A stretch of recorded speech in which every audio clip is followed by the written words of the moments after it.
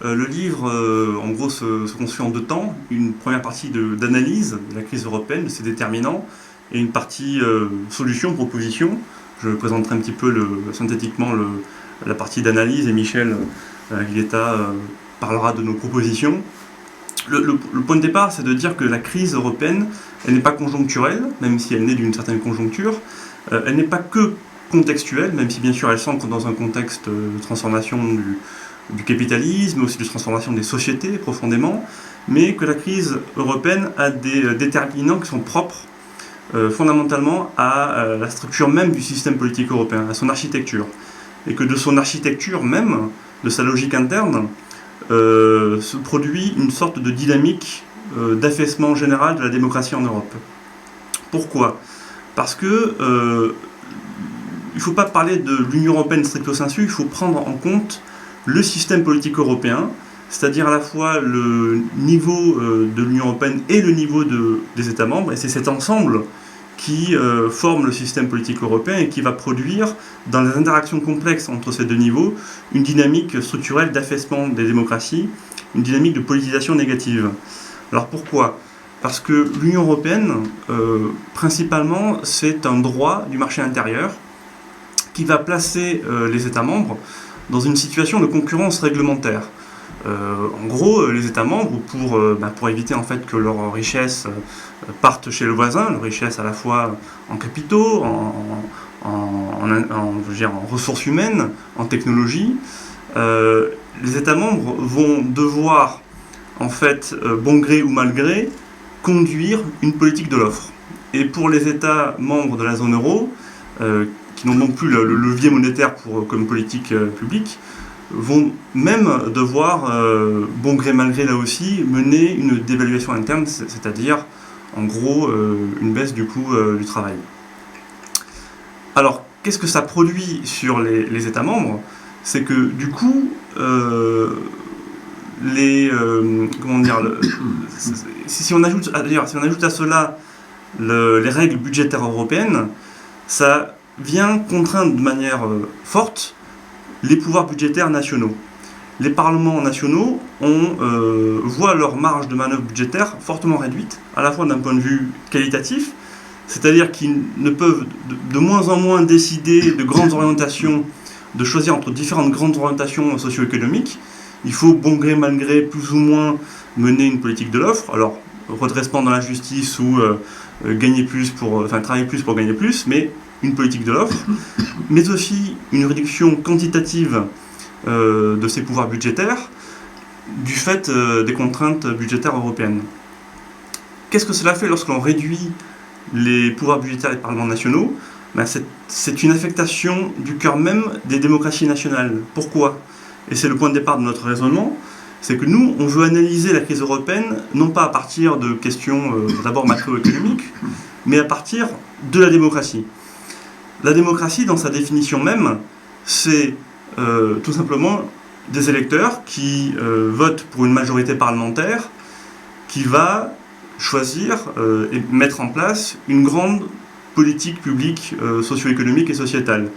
Si on réduit cette capacité en fait, pour les électeurs à choisir entre différentes grandes alternatives, du coup on vide de sa substance la démocratie.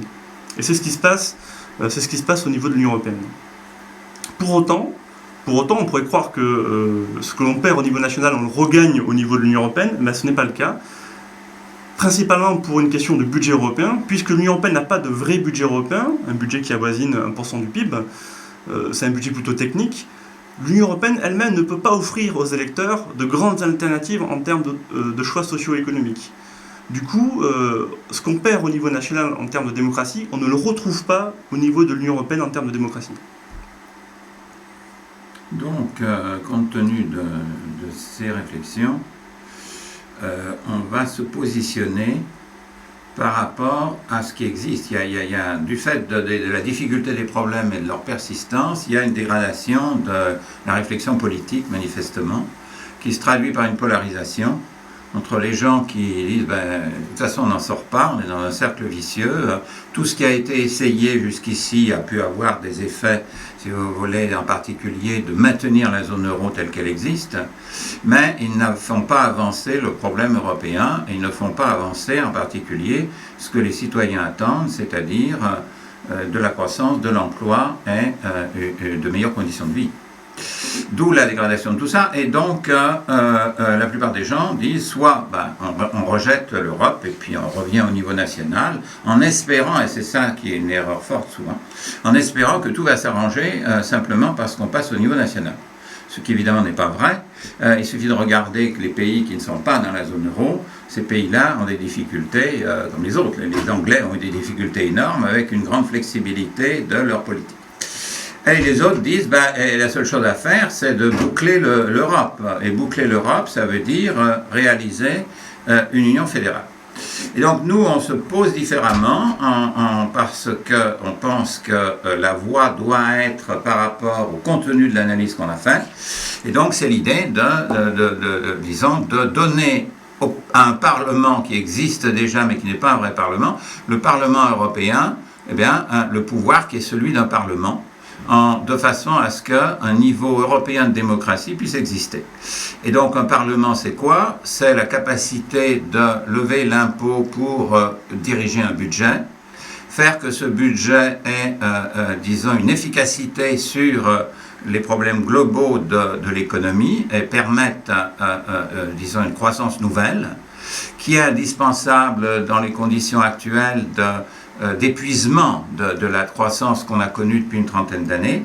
Et donc c'est cette idée, un Parlement européen qui peut lever l'impôt pour créer un budget, et ce budget doit faire quelque chose. Alors c'est là qu'on se distingue aussi de la vision fédéraliste, et qu'on ne dit pas que ce Parlement est souverain, il lui est délégué en quelque sorte des compétences pour réaliser un certain nombre d'actes économiques dont les effets, on espère, seront favorables, et on lui affecte essentiellement ce qui manque en Europe, la relance de l'investissement, d'où l'on l'appelle investisseur en dernier ressort, ce budget, et la capacité, de garantir un financement de cet investissement par des acteurs qui sont des acteurs financiers capables d'aller vers le long terme. Et ce qui est intéressant, c'est donc cette idée,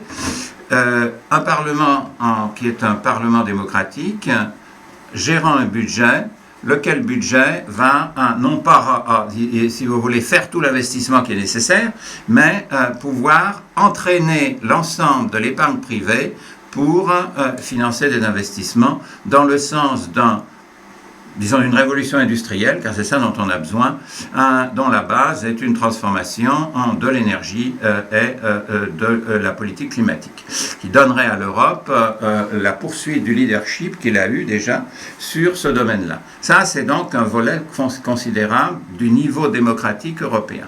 Mais le niveau démocratique national, comme on l'a dit, est un niveau qui a été très fortement dégradé par la nature donc on pense que ce niveau démocratique européen va pouvoir contrer la nature du développement de l'Europe telle qu'elle a été uniquement par le droit et par l'étouffement du fait du droit de capacité d'action des gouvernements nationaux, mais au contraire de pouvoir le renforcer par le fait que vous avez une dynamique au niveau européen qui est transnationale.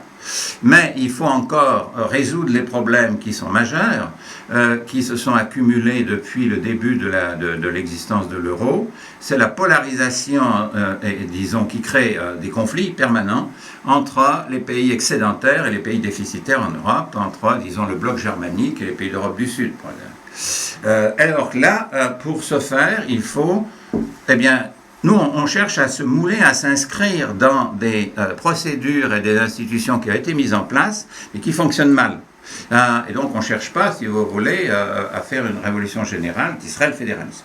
Et donc, l'idée, c'est la chose suivante. Il y a, de la même manière, on pourrait dire que ce que j'ai dit tout à l'heure, c'est une amélioration en profondeur du plan Juncker. il peut s'inscrire dans la logique du plan Juncker. Le problème de la stabilisation macroéconomique et de sortir du conflit qui existe aujourd'hui en Europe et qui est paralysant, eh bien, c'est transformer profondément ce qu'on appelle le semestre européen, c'est-à-dire la procédure par laquelle les pays sont contraints de faire telle ou telle chose en termes budgétaires. Et donc, ce qu'il faut, c'est, là aussi, le niveau européen doit être présent dans les relations entre les États.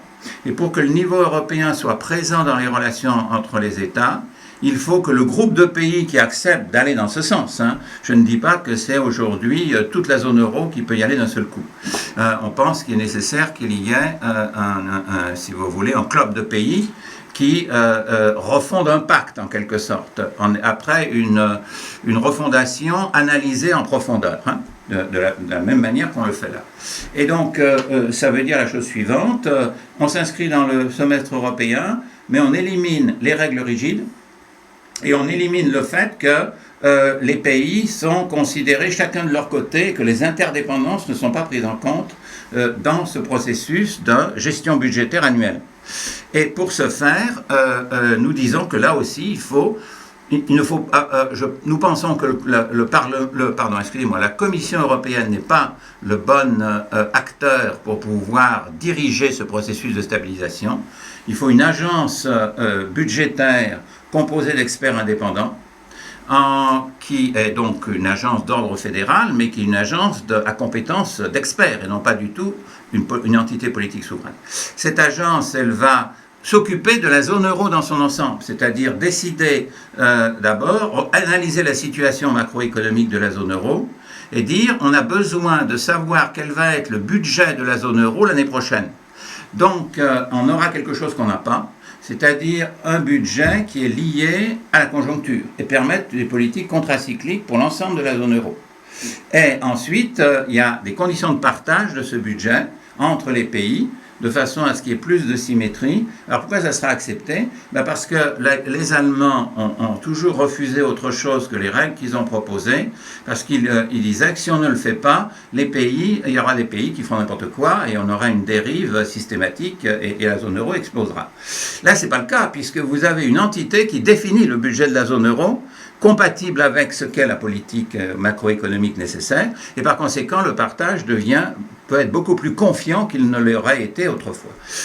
Et donc ça, c'est tout à fait important, puisqu'on a la dynamique conjoncturelle, on a un partage plus symétrique, et on peut y rajouter un fonds de stabilisation pour, garantir que les pays qui peuvent avoir des chocs très importants, mais sui generis, qui sont liés au pays, puissent être aidés à ce moment-là. Et donc, ceci devrait permettre, si vous voulez, un processus dans lequel la solidarité, une certaine solidarité peut recommencer à exister à l'intérieur de la zone euro. Donc ces deux pans sont importants. Un pan donc qui est bien démocratie européenne, l'autre pan c'est renforcer la démocratie nationale par une maîtrise beaucoup plus importante des conditions d'ajustement de l'économie.